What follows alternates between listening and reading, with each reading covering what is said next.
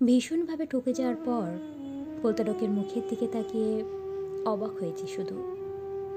কি নিষ্পাপ মুখ তার, চোখে অদ্ভুত সরলতা ছায়া, অমায়িক ব্যবহার আর কথার মিষ্টতা।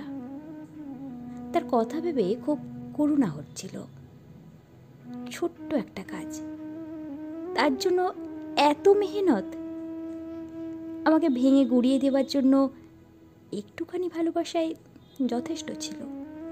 আমিও তাকে সহজে ভালোবেসে ফেলতাম। এই পৃথিবীর কত মানুষ ভেঙে চুরে তছনছ হয়ে গেছে ভালোবাসতে গিয়ে। তোমার নিষ্পাপ মুখ, অমায়িক ব্যবহার, চোখের অদ্ভুত সরলতা, মিষ্টি কথা, উফ, আমাকে মুগ্ধ করার জন্য এত কৌশল। মানুষ ঠকাতে গেলে প্রতারকদের বুঝি এত কৌশল রপ্ত করতে হয়? এগুলো আসলে কৌশল নয়, এগুলো অমানুষ প্রতারকদের মহৎ গুণ। আর যারা ভালো মানুষ, শুধু গুণে নয়, তারা দোষেও ভরা।